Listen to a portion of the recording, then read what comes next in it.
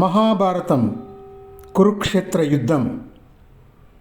దుర్యోధనుడు సభ చేసి తన తాతగారైన భీష్ముడితో, మహానుభావ, నీవు పాండవ సైన్యాన్ని చూశావు కదా, దానిని నీవు ఒక్కనివే ఎంతకాలంలో నిర్మూలించగలవు? అదేవిధంగా ద్రోణుడు, కృపాచార్యుడు, అశ్వత్థామ, కర్ణుడు ఎంతెంత కాలంలో పాండవ సేనను తమ తమ దివ్య అస్త్రాలతో నిర్మూలించగలరో తెలుసుకోవాలని నాకు కుతూహలంగా ఉంది అన్నాడు. దానికి భీష్ముడు, రాజా, నీ పక్షాన యుద్ధం చేసేవారి బల ఆధిక్యతను తెలుసుకోవటం ఉచితమే. నా శక్తి గురించి చెబుతాను విను.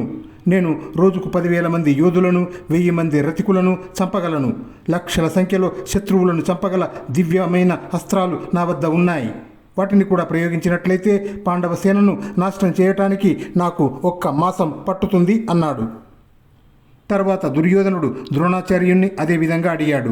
దానికి ద్రోణుడు చిరునవ్వు నవ్వి, రాజా, నేను ముసలివాణ్ణి అయిపోయాను. నా శక్తి మందగించింది. నేను కూడా భీష్మునిలాగే 1 నెలలో పాండవ సేన యావత్తు నిర్మూలించగలుగుతాను. అంతకు మించి నాకు శక్తి చాలదు అన్నాడు. తర్వాత కృపాచార్యుడు 2 మాసాలలోనూ, అశ్వత్థామ 10 రోజులలోనూ పాండవ సైన్యాన్ని నిర్మూలిస్తామన్నారు. కర్ణుడు మాత్రం 5 రోజులలోనే అంత పని చేస్తాను అనేశాడు.